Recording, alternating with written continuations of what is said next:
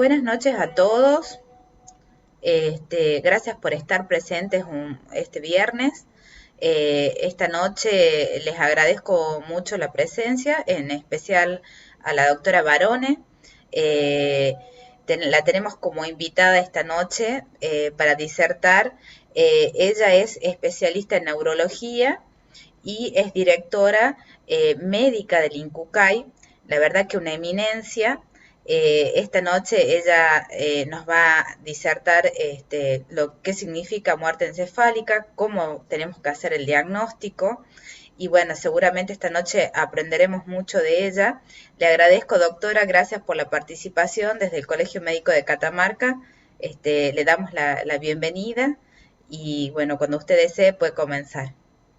Bueno, muchas gracias, Leticia, doctora Lobo y el doctor Lobo y el doctor Marín. Buenas noches a todos. Quiero aclarar, no soy directora médica, sino que estoy en el equipo de la dirección Ah, médica. La bien. directora médica es la doctora Gabriela Hidalgo. Yo estoy a Ah, cargo de bien. capacitación en la dirección médica. Voy a compartir mi pantalla. Y es un gusto también estar aquí porque para nosotros este es un tema muy importante para que despejar todas las dudas y saber cómo son las normas vigentes en Argentina. Y ustedes fíjense que la diapositiva esta dice 2019, simplemente porque justamente este protocolo del que hoy vamos a hablar fue aprobado por resolución del Ministerio de Salud en el año 2019, después de que se modificó la ley de trasplante. Así que vayamos un poco a la historia. Simplemente recordar que nosotros llamamos y denominamos a paciente neurocrítico a todo paciente que tiene una lesión encefálica grave y que requiere la internación en la unidad de cuidados críticos. Hemorragia cerebral, tumores, hidrocefalia, herida de bala. Todas estas causas de un paciente que cuando sufre estos eventos entra en coma o con un deterioro neurológico y que en la década del 50 del siglo pasado, el avance de la tecnología y que dio lugar a la aparición de las unidades de cuidados críticos, no como hoy la conocemos, sino las primeras unidades de críticos era la posibilidad de asistencia respiratoria mecánica. Entonces, en un paciente neurocrítico en coma, normalmente y antes de la aparición de la terapia intensiva, fallecía en parada cardiocirculatoria. Ahora, la posibilidad de atención en las unidades de cuidados críticos y la posibilidad de generar la oxigenación de los tejidos a través de la asistencia respiratoria mecánica y los nuevos tratamientos que fueron surgiendo a lo largo de las décadas posteriores. Recordemos que en realidad hoy en día ya hablamos de las unidades de stroke y del terapista especialista en neurointensivismo, cosa que antes no se hablaba. El médico de la terapia intensiva era un médico general, pero sin una especialización en alguna patología crítica. Así que esto que fue sucediendo a lo largo de las décadas y que generó sin duda nuevas posibilidades de sobrevida y de tratamiento para el paciente neurocrítico, pero también dio lugar a situaciones nuevas en la medicina que fueron publicadas en la literatura científica en el año 1959 con el nombre de coma de Passé en una publicación y muerte neurológica en otra, en la Escuela Neurológica Francesa. Entonces se preguntaban si esos pacientes estaban vivos o muertos, porque eran pacientes que rápidamente evolucionaban a la pérdida de todos los reflejos troncoencefálicos y rápidamente, en poco tiempo, a la parada cardíaca. Entonces, esto modificó no el evento de la muerte, que la muerte sigue siendo el fin de la existencia de las personas, sino cómo volvemos a certificar el evento de la muerte, si ¿Es solamente a través de la parada cardiocirculatoria o podemos decir que en pacientes neurocríticos en asistencia respiratoria mecánica, la pérdida de todos los reflejos de esta estructura neurológica encefálica, y hablamos de encéfalo, hemisferios cerebrales y tronco encefálico, en donde están localizados centros esenciales para la vida, como el centro respiratorio? Entonces, si podíamos certificar la muerte también a través de esos criterios en pacientes que estaban sostenidos artificialmente a través de la asistencia respiratoria mecánica y drogas vasoactivas. Eso dio lugar a que en el año 1968 se generara un consenso. Esta publicación fue histórica, porque es lo que se denominó el Harvard Report, donde se establecieron los primeros criterios de muerte por un consenso de especialistas en neurología, neurocirugía, pero también filosofía, abogacía y representantes de las religiones, porque a partir de estos casos se dijo o se pensó que los criterios de certificación de muerte estaban obsoletos de acuerdo al avance de la tecnología, y que era necesario fijar un punto claro en donde uno dijera, bueno, el paciente ha fallecido, y que permitiese la ablación de órganos para trasplante, y también, en caso de que no sea donante, el retiro de todas las medidas de soporte artificial, dado que el paciente había fallecido. Ustedes fíjense que el Harvard Report fue contemporáneo con los primeros trasplantes cardíacos que hizo Christian Barnard en Sudáfrica. Así que a lo largo de los años, lo que fue sucediendo es que de esta publicación de un criterio de consenso científico, una cosa es el consenso científico y otra cosa es el valor médico-legal de estos criterios. Entonces, hubo necesidad de ir incorporándolo en las legislaciones de los distintos países, así que el criterio de Harvard fue incorporado, por ejemplo, en el Código del Reino Unido en 1976, y en Estados Unidos en 1981 la Comisión Presidencial elabora un documento que son las guías para el diagnóstico de muerte, donde se establecen claramente los criterios o cardiocirculatorios o neurológicos. En Argentina fueron incorporados en la primera ley de trasplante, que data del año 1977, así que fueron casi contemporáneos con los criterios del Reino Unido. Y en el año 87 se quitó el término de que se lo conociese a los fines de esta ley, y por supuesto, pero lo que sucedía en ese momento era que todos los signos clínicos estaban incorporados en la legislación, no en un protocolo médico.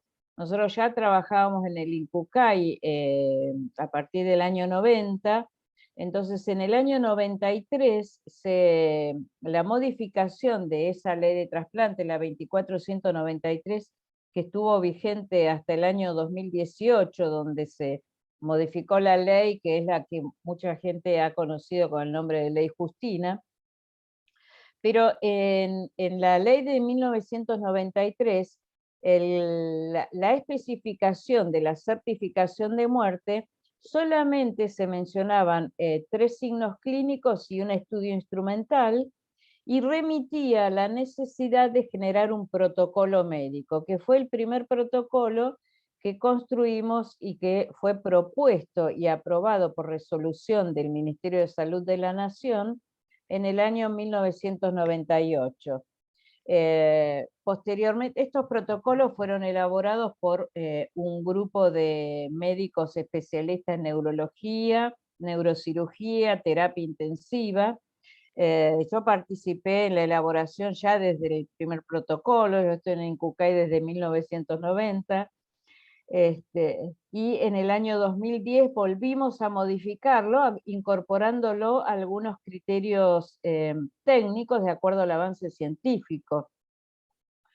Lo cierto es que la ley de trasplante actualmente vigente, que es la 27447, habla de la certificación del fallecimiento de una persona en el artículo 36. Ustedes fíjense que la determinación del fallecimiento, y es para todos los fines, no para el trasplante o para que sea un donante, es cómo certificamos la muerte de una persona. Nosotros tenemos la costumbre de haber utilizado el paro cardiocirculatorio y la denominación paro cardiorrespiratorio fue utilizado muchas veces en la medicina para completar el certificado de fallecimiento. Pero nadie fallece de un paro, fallece de una causa o de una neumonía o de una enfermedad oncológica. El paro es la consecuencia, y esa certificación de cese irreversible de las funciones circulatorias es lo que nos lleva a determinar el fallecimiento de esa paciente. Y lo mismo sucede cuando es un paciente neurocrítico que fallece en la unidad de terapia intensiva a consecuencia de las lesiones neurológicas. ¿Por qué fallece ese paciente? Porque como vimos en esa primera diapositiva donde se muestran las lesiones, aumenta tanto la presión intracraneana que el flujo sanguíneo cerebral es igual a 0, porque la presión intracraneana supera a la tensión arterial media, o sea que hay una presión de perfusión cerebral igual a 0. Y todo tejido que no está irrigado es un tejido que se muere, que se infarta, se necrosa. Entonces eso dio lugar a que esto fuese incorporado en las legislaciones. Esta es nuestra legislación actual, y en el artículo siguiente vuelve a decir la legislación que los diagnósticos clínicos, los periodos de observación y las pruebas diagnósticas se deben ajustar a un protocolo, y que la certificación del fallecimiento debe ser hecha por 2 médicos, uno de los cuales debe ser neurólogo o neurocirujano, y que la hora en que fallece ese paciente es cuando se completó el diagnóstico. De modo que la certificación de muerte, del evento de la muerte, puede hacerse a través de la parada cardiocirculatoria o a través de la parada cerebral, diría yo. Entonces, esa es la certificación del evento de la muerte.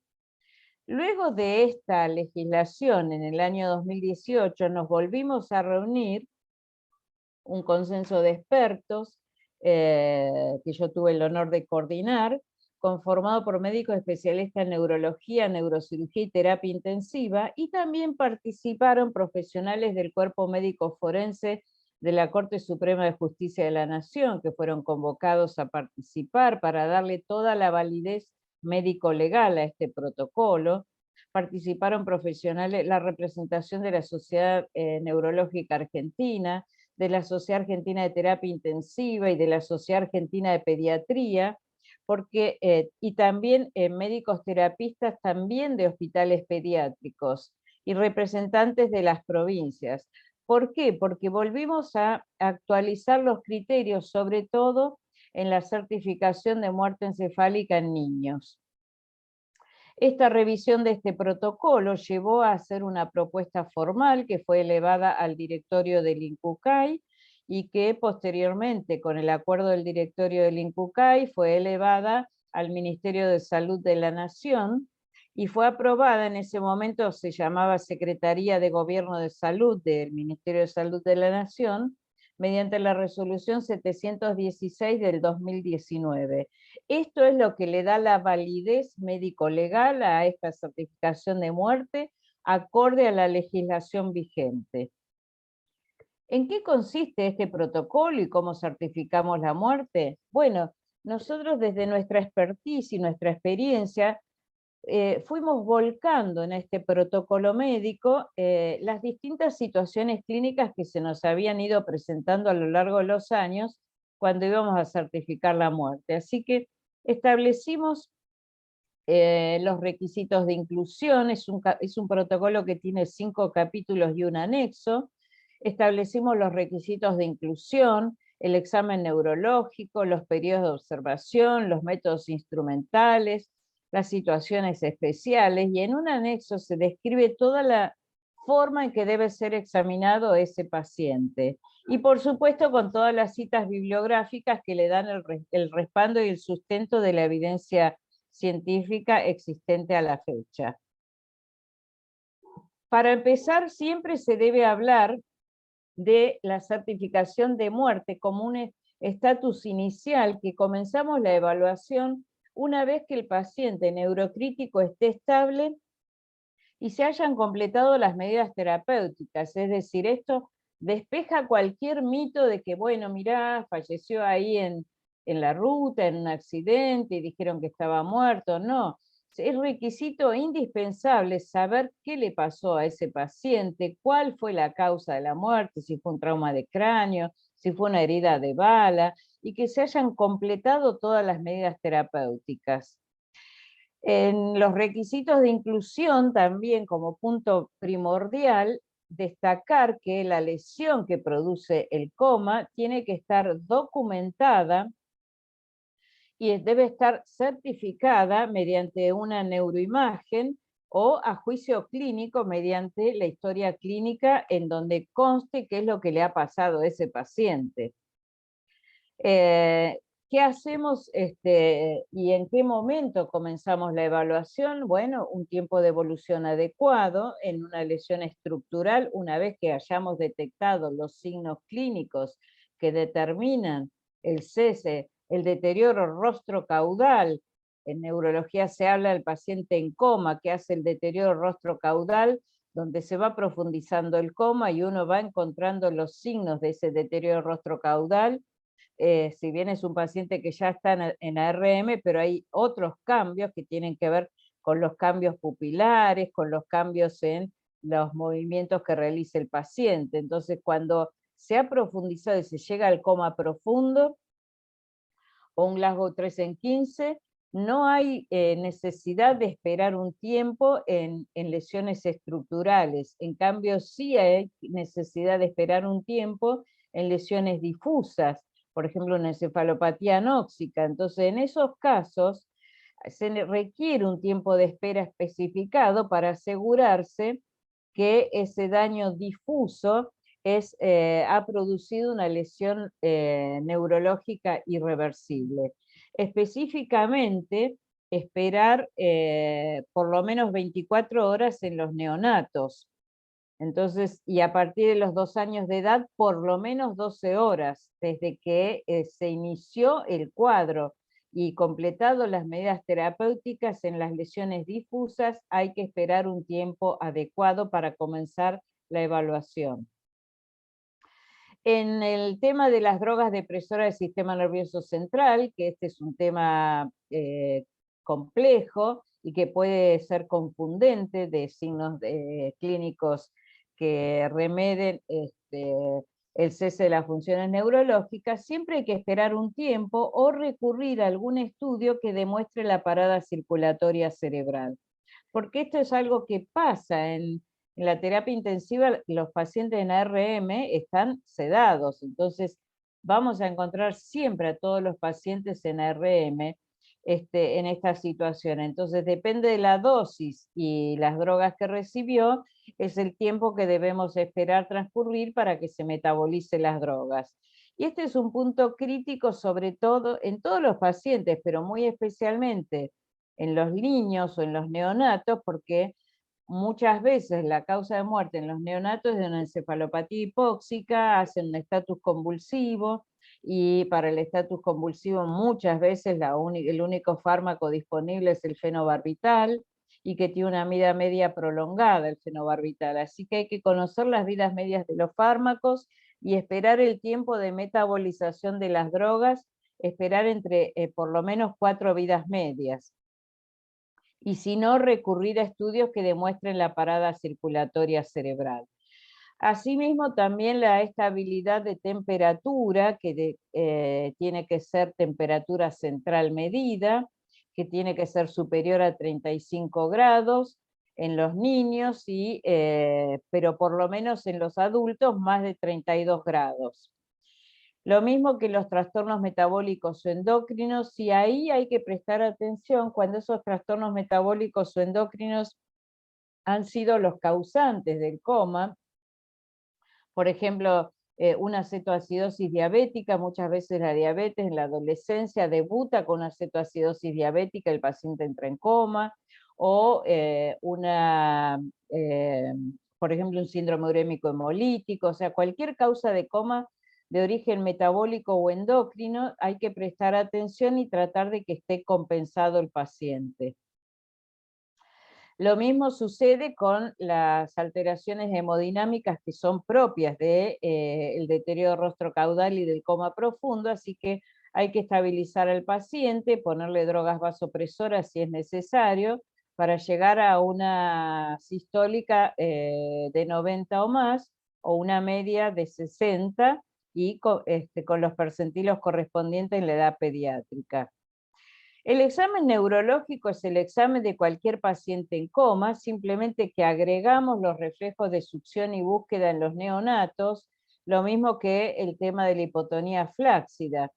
Y definimos el tamaño pupilar como intermedio, aquel que sea mayor de 4 milímetros. Entonces, este es un esquema del examen neurológico que está descrito en el capítulo 2, el coma profundo con ausencia de respuesta de origen encefálico, pero recordemos que pueden persistir reflejos de origen espinal, porque esto se comporta como una sección en la unión bulbo-medular, y entonces, por ejemplo, un paciente que tiene una lesión medular puede tener movimientos de espasticidad en miembros inferiores, que son espontáneos, entonces, o triple flexión, entonces pueden persistir reflejos de origen espinal, a pesar de que nosotros aseveremos que es el coma profundo con ausencia de respuesta de origen encefálico. Y después, desde mesencéfalo hasta el tronco bajo, ir evaluando todos los reflejos troncoencefálicos. Pupilas intermedias o midriáticas con ausencia de respuesta a la luz, ausencia de sensibilidad y respuesta motora facial, reflejo corneano abolido, mandibular abolido. Ven cómo nosotros vamos examinando todos los pares craneanos y todo el tronco encefálico, desde mesencéfalo hasta el tronco bajo. Concluimos con la ausencia de movimientos oculares espontáneos o reflejos a los óculos cefálicos y óculo-vestibulares, los reflejos vulvares también abolidos, el reflejo nauseoso de glutorio y tusígeno, y luego realizamos la prueba de oxigenación apneica para demostrar la apnea definitiva. Es decir, el paciente está en ARM. ¿Cómo demostramos? Porque las pupilas las iluminamos con la linterna y vemos si responden o no responden. ¿Cómo estimulamos el centro respiratorio para ver si hay una respuesta? La respuesta supramáxima, el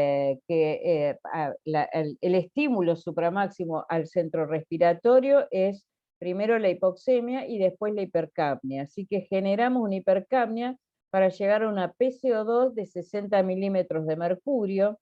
Hay distintas formas de hacer la prueba de oxigenación apneica que están todas escritas e incluidas la descripción en el protocolo. En los neonatos, como les dije, hay que constatar la ausencia de reflejos de succión y búsqueda, y recordar que la actividad motora de origen espinal espontánea o inducida no invalida el diagnóstico de muerte.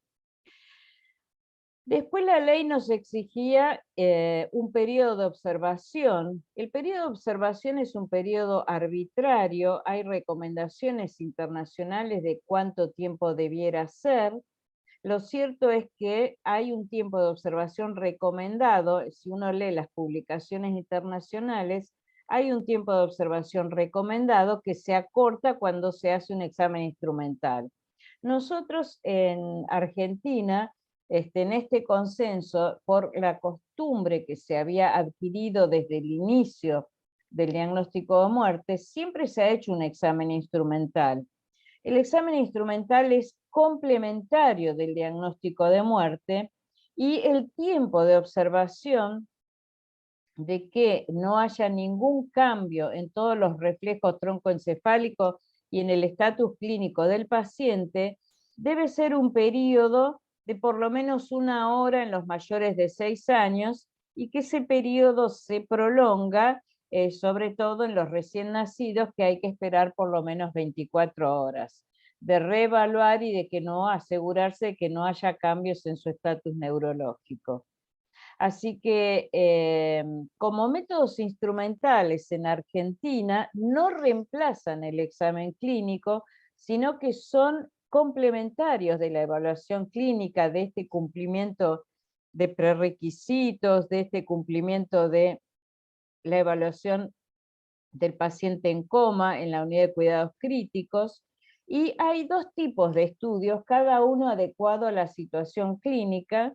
Hay estudios que se puede evaluar la actividad neurofisiológica como el electroencefalograma y estudios que, acá están, la ausencia definitiva de actividad bioeléctrica cerebral, el electroencefalograma que debe durar por lo menos 1 hora en los menores de un año, o los potenciales evocados multimodales, sobre todo somatosensitivos y auditivos, cuyas técnicas está descrita también, no es la técnica del consultorio, de hacer el electroencefalograma en el consultorio de neurología, sino que es, o neurofisiología, sino que están especificados ahí los criterios de la cantidad de electrodos, los montajes, la distancia interelectródica, la duración, la sensibilidad, porque tiene que ser a la sensibilidad máxima para demostrar el cese de la actividad bioeléctrica cerebral.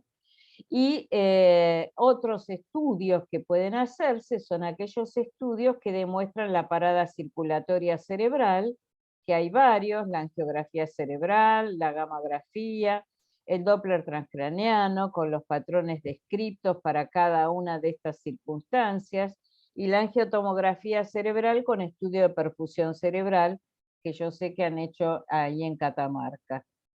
Así que no hay que hacer todos, hay que elegir uno de acuerdo a la disponibilidad y a la situación clínica. Entonces, cada estudio tiene su indicación y su contraindicación y siempre son complementarios de la evaluación clínica. Y como situaciones especiales, que es todo un capítulo, hablamos de las causas no suficientemente aclaradas. Puede ser un paciente en coma en que hagamos un estudio de neuroimagen y no encontremos ninguna lesión, y que después de un periodo no encontremos drogas, pero no podemos certificar fehacientemente o claramente qué es lo que pasó.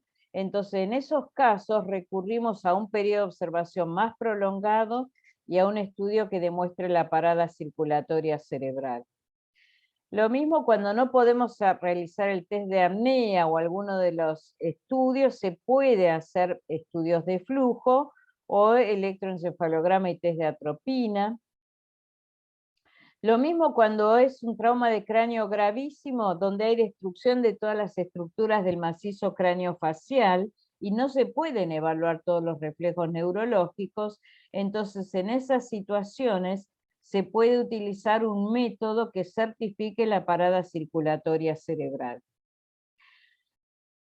También nos referimos acá a la hipoxia cerebral difusa, es decir, la encefalopatía hipóxica, donde hay que esperar por lo menos 12 horas o 24 para iniciarlo y nunca concluir la certificación hasta que hayan transcurrido 24 horas del inicio de la asistencia respiratoria mecánica.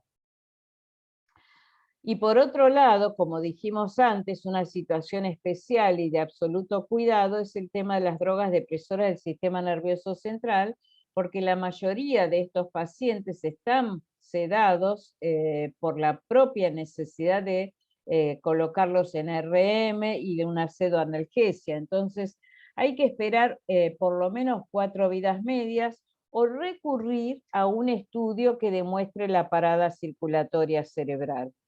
Hay casos en donde sí se pueden hacer dosajes, pero hay drogas que no se dosan cuantitativamente, que se usan en la unidad de cuidados críticos, pero que no hay dosaje cuantitativo, como por ejemplo el tiopental o el lorazepam. Uno puede hacer la evaluación en orina si hay o no hay, pero no sabemos qué rango hay.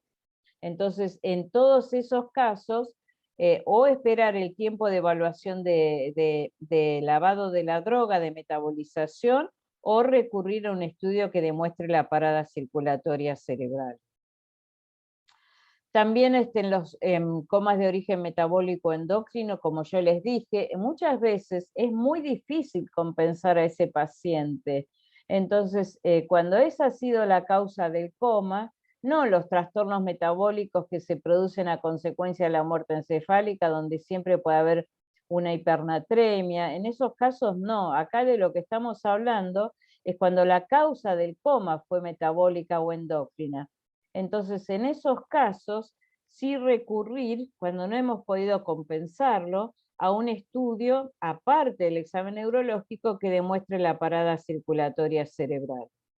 De modo que este protocolo es muy extenso, es muy detallado todo el algoritmo que hay que seguir, y como recomendación es recordar que el diagnóstico de muerte en toda Iberoamérica se basa en los pilares clínicos, que es la ausencia de respuesta de origen cerebral, en la ausencia de todos los reflejos troncoencefálicos mencionados anteriormente, y en la apnea definitiva. Y hay algunos países, como el nuestro, donde exigen test instrumentales en todos los casos, y hay otros países que no lo exigen. Este no es un requisito médico, científico, sino que es un requisito médico legal en Argentina. No porque nosotros acordemos o consideremos, por ejemplo, que un paciente con una herida de bala en cráneo severa, una hemorragia importante, necesite yo certificar a través de un estudio adicional, sino que es un requisito legal en nuestro país. Así que así debe ser entendido. Entonces el algoritmo, diríamos que el algoritmo para el diagnóstico de muerte en 6 pasos, ver si se cumplen los requisitos de inclusión y cumplimentarlos, realizar el examen neurológico, que es la evaluación clínica y la prueba de oxigenación apneica, realizar el examen instrumental, y si todo eso es congruente, esperar el periodo de observación y realizar una nueva evaluación clínica, no requiriéndose repetir ni test de apnea ni exámenes instrumentales, a menos que el juicio médico del médico que está certificando la muerte así lo requiera. Así que ese es en nuestro país la certificación de muerte. Bueno, creo que fui un poco rápido, pero por lo menos para que se entiendan los requisitos médicos y médico-legales de la certificación del fallecimiento de una persona, ya sea a través de los criterios neurológicos o muerte encefálica en el paciente neurocrítico en asistencia respiratoria mecánica, o a través de la demostración del cese irreversible de las funciones cardiocirculatorias. Así que estoy disponible para todas las preguntas que quieran hacer. Muchísimas gracias, doctora. La verdad que la charla, muy clara, muy clara. También muy lindo ver cómo fue evolucionando, cómo fueron cambiando las leyes, cómo se pudo hacer las legislaciones, la importancia de hacer la reunión de expertos, de incluirlo en armar los protocolos, ir actualizándolo con las guías, como bien explicaba. Y todo lo que fue aclarando en la importancia de cumplir los 6 pasos para el diagnóstico. La verdad que es muy claro lo que hablaba con el respecto de las medicaciones, tener en cuenta la vida media, 4 vidas medias de las indicaciones de los pseudoanalgésicos, analgésicos no sedantes para en los pacientes que están en respirador.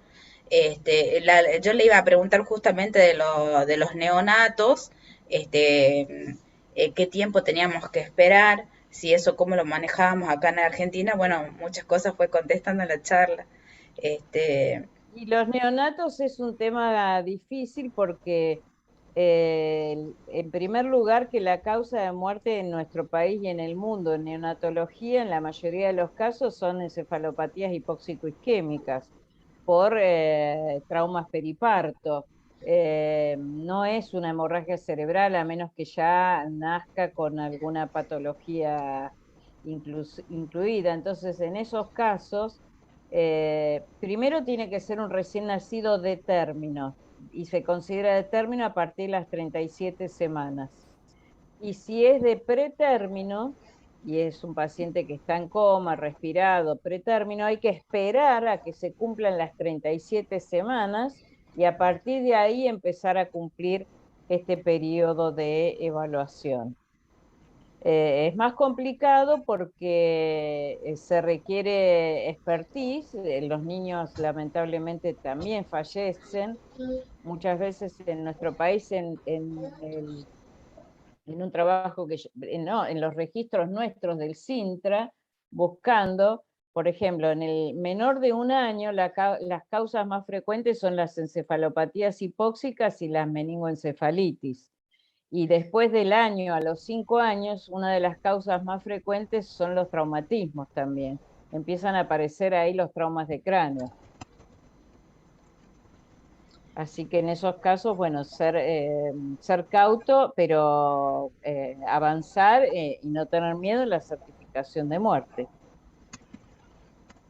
Y en el caso de trauma de cráneo, también neonato o infantil, también se espera esos tiempos en todos los protocolos, digamos, o es mayor el tiempo.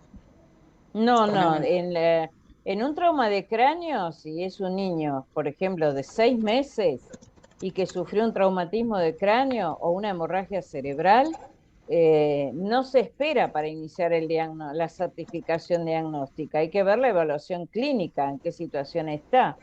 Y en esos casos, bueno, como lo marca el protocolo, esperar. Si es una lesión difusa, el periodo para iniciarlo. Y si es una lesión estructural, no es necesario esperar un tiempo. Sí, lo que varía es el periodo de observación una vez que yo cumplimento la primera evaluación clínica.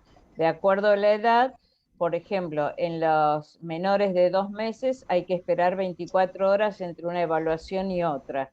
bien, Y en los de 2 meses a un año hay que esperar 12 horas, de un año a 6 años hay que esperar 6 horas y de a partir de los 6 años al menos 1 hora. bien, bien aclarada la pregunta entonces. Ahí creo que alguien quería hacer una pregunta. A ver,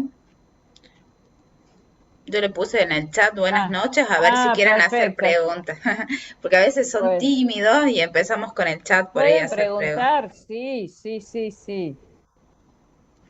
Es importante sacarse todas las dudas.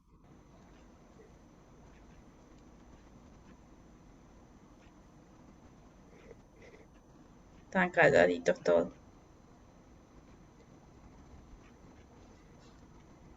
Lo que es un tema difícil, pero debemos estudiar cómo podemos colaborar nosotros en un hospital del interior. Bueno, es interesante. En un hospital del interior, la primera cuestión es que todo paciente neurocrítico que va a estar en RM lo deriven a un centro de mayor complejidad. Entonces, en esos casos, tener en cuenta eso, un paciente, por ejemplo, que sufre una ACV y que uno ya ve que viene con un estado de obnubilación de la conciencia y que va a evolucionar mal, enseguida tratar de derivarlo a un hospital de mayor complejidad. Y ustedes tienen el San Juan Bautista ahí, que es un hospital bárbaro, con todas las camas críticas y de coronaria también. Así es el hospital de referencia. Muchos hospitales del interior, doctora, tienen la terapia intensiva. El tema es Sí, que pocos de ellos tienen el recurso humano, los terapistas. Entonces, por ahí, como usted bien explicó al inicio de la charla, en cada área cada vez hay más especialistas. Por ejemplo, una terapia en varios sanatorios hay terapias de neurología. Entonces, por ahí cada especialista en terapia se va especializando un poco más y por ahí es más experticia en el tema, que uno que en el interior por ahí maneja más generalista y por ahí eso es lo que creo que lleva la doctora la pregunta un poco bueno, es cumplir Sí, los protocolos. claro, es conocer los protocolos vigentes y proceder a la certificación de muerte. En el protocolo está escrito todo, no solo eso, sino, por ejemplo, los requisitos para un electroencefalograma. A lo mejor, si no tienen disponibilidad en ese momento, la importante de ir registrando en la historia clínica todo el examen clínico que ustedes encuentran y proceder posteriormente a solicitar en algún lugar de mayor complejidad que alguien que haga el examen instrumental, que puede ir dirigiéndose al lugar. Claro, porque por ahí en el interior, al tener muchas veces tanta diferencia de kilómetros y no haber un neurólogo o un electroencefalograma, una angiotac, por ahí los limita para el tema con el tema de los instrumentos. Los limita para completar el examen instrumental, no para iniciar la Iniciar. certificación de muerte. No los limita para iniciar la certificación de muerte. Hay que conocer el protocolo y en todo caso comunicarse porque, bueno, se puede trasladar el equipo al lugar a hacer, no la angiotac porque no es un equipo móvil, pero sí un electroencefalograma o potenciales o eventualmente, si es que ese paciente se va a transformar en un donante de órganos, derivarlo ya respirado al hospital central, donde está la unidad de procuración. Eso se hace y no está mal hacerlo, porque uno dice, pero si está muerto, ¿cómo voy a utilizar ese recurso para trasladar a este paciente? No, de ninguna manera, porque ese paciente al momento de fallecer se transforma en un donante de órganos y tejidos y eso ha salvado la vida y ha mejorado la calidad de vida de muchos catamarqueños. Así que el paciente fallece, pero la donación de órganos salva vidas también.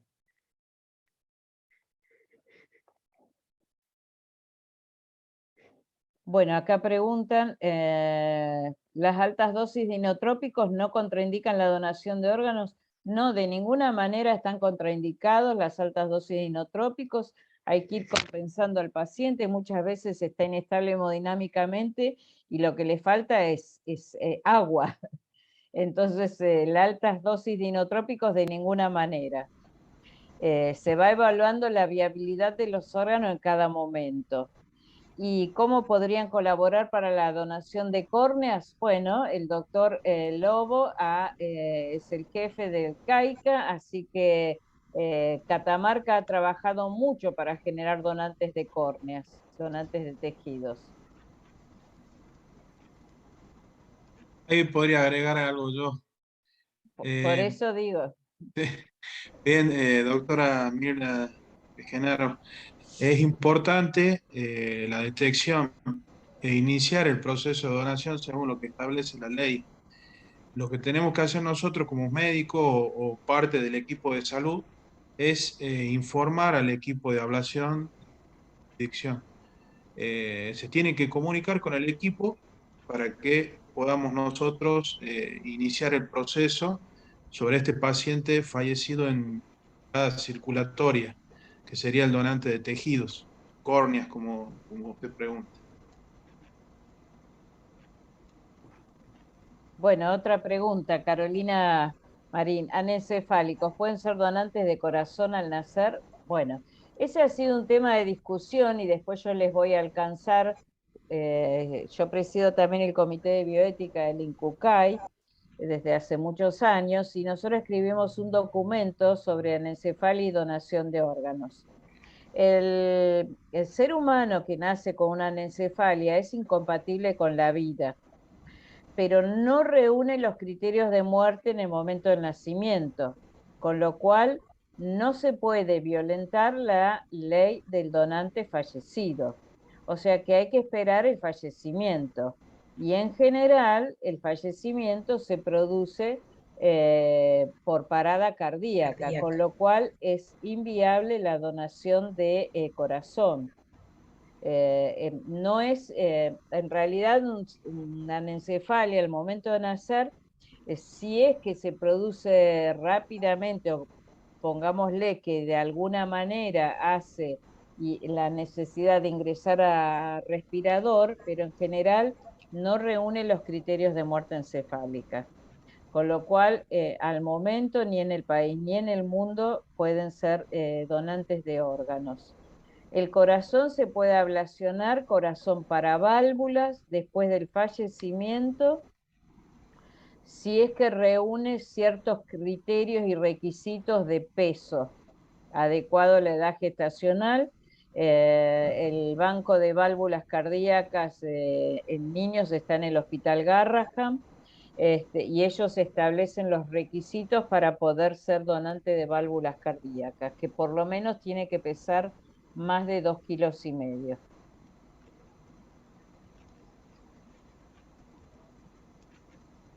No sé si eso Perfecto. respondió tu pregunta. La verdad que interesante la pregunta, ¿no? Muy Sí, buena pregunta. sí, sí. Después, Marcelo, ya te voy a alcanzar el documento que debe estar en la página web del INCUCAI sobre anencefalia y donación de órganos. En la parte del comité de bioética está ahí colgado. Bien, gracias, Doc.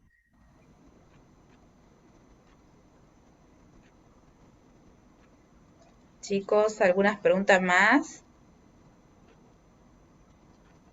Marce, si querés aclarar algo. Creo que aclara un poco el primer mito que hablé en la charla, de que las personas dicen si realmente estarán muertas al momento de la donación. Creo que esto lleva a poner más claridad aún, todos los pasos que hay que seguir, desde la parte clínica, desde el laboratorio, desde un método instrumental. Cortar nomás porque fue uno de los mitos que hablamos en la primera charla. Tal cual. Sí, sí, sí, esos mitos han estado y bueno, es importante. Los mitos se derriban con conocimiento. Así Así que eso es, es, sí, importante tenerlo en cuenta.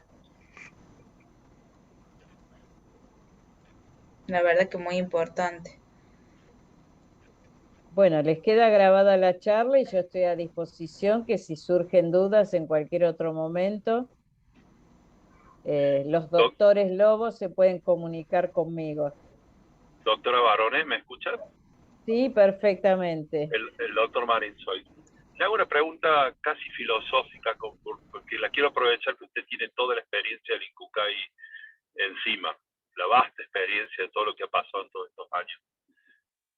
¿Qué más nos falta después de todos los cambios de leyes y de protocolos para que tengamos más cantidad de órganos para trasplante? ¿Qué más nos falta? ¿Qué cree que, dónde más hay que empezar a apretar tornillos para que tengamos aún más cantidad de donantes?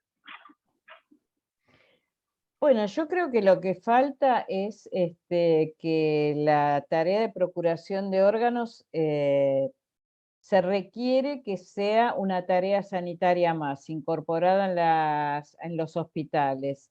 Entonces, que se naturalice y que no sea una cosa extraordinaria, que frente a cada persona fallecida pueda ser un donante ya sea de órganos, muerte encefálica, como de tejidos.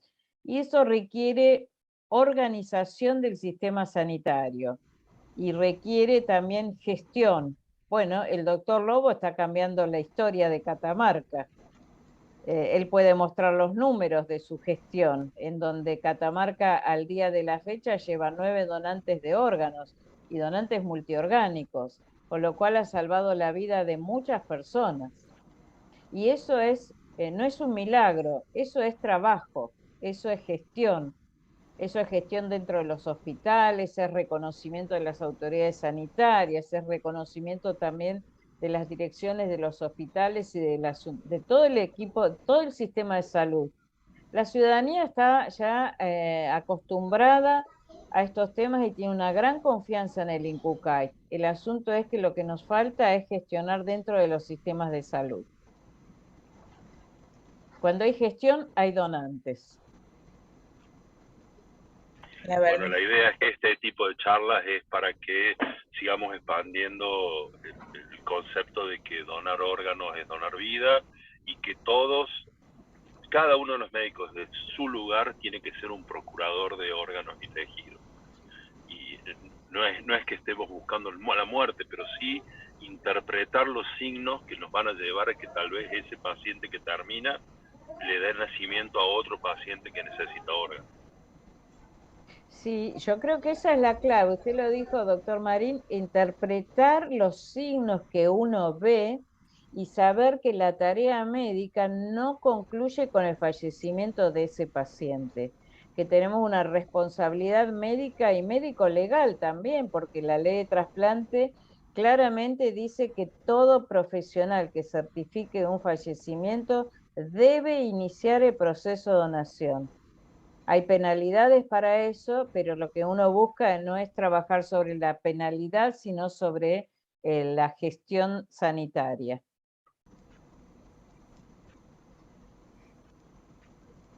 Y que se perciba también esto de que el trabajo y la donación de órganos, todo el trabajo que ha hecho Catamarca estos años, seguramente que van a tener lista de córnea cero más rápido que ninguno, y que ha salvado la vida y mejorado la calidad de vida de muchos otros catamarqueños. Porque la gente también debe saber que en la distribución de órganos, los primeros que acceden a esos órganos procurados son los ciudadanos de la provincia. La verdad que así es, doctora. La verdad que estamos muy orgullosos los catamarqueños de todo el trabajo que llevó a cabo el CAICA y que está llevando día a día.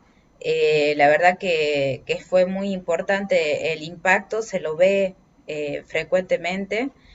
Como dice usted, crecieron las donaciones, hubo un cambio cultural, tal vez una aceptación mayor en la población y también en el equipo de salud, como dice usted. Por supuesto, hay mucho más trabajo por hacer. Como bien dijo, uno trata de transmitir este mensaje con los colegas, que sea una tarea habitual más en los hospitales. El tema este de donación, de captar los pacientes, de hacer los diagnósticos a tiempo, de llevar a cabo los protocolos. La verdad que muy importante el crecimiento y bueno, con la ayuda de ustedes, por supuesto, también. Y bueno, por eso también transmitimos estos módulos, ¿no? Como para ir formando un poco más a los colegas, transmitiendo los conocimientos a los médicos del interior. Y estamos muy agradecidos desde el colegio que usted acceda a esta charla y quiera compartir sus conocimientos y su experiencia con el resto de los colegas de Catamarca. Para mí es un gusto. Muchísimas gracias, doctora. Muy amable. Realmente su experiencia es tremenda. Es un libro de la historia del INCUCAI y es un orgullo para nosotros eso, porque todos los que en algún grado hemos estado implicados en los procesos de trasplante y donación, queremos que esto siga porque yo creo que hay vida más allá de la muerte de alguien. Así es. En serio, yo creo que la tarea es titánica y debe ser, por eso hice la pregunta, debe ser una tarea habitual en los hospitales, la procuración de órganos, no excepcional. Así es. Y yo creo que eso, Marcelo ha cambiado mucho la mentalidad de todos y nos va a ayudar a que eso siga así. Y algún día trasplantaremos en Catamarca, si Dios quiere. Que eso sería, digamos, el broche de oro. Yo creo que prontamente pueden ir empezando. Ojalá. Sí. Así es. Buenas noches, y en nombre del Colegio Médico de Catamarca le agradecemos enormemente que haya pasado un viernes con nosotros. Muchas gracias a ustedes, gracias por la invitación y bueno, a disposición para cualquier requerimiento. Muchas gracias, felicitaciones, doctora. también por todo el trabajo a ustedes. Por favor. Hasta luego, buenas noches. Yo los quiero invitar para el último módulo, de procuración de órganos y tejido. Vamos a hablar de comunicación en la próxima charla con el doctor Centeno. Así que están todos invitados para concluir este módulo tan apasionante que tanto tenemos por aprender y que creo que entre todos se hace un trabajo espectacular. Y bueno, nuevamente felicitar a todo el equipo de Catamarca y CAICA, a Marcelo, que es la cabeza y que contagia a todos su pasión. Muchas gracias, doctora, por estar presente esta noche. Y bueno, ya sabe, la esperamos en Catamarca. Que tenga buenas noches y buenas Gracias noches a todos. igualmente a ustedes. Chau, chau.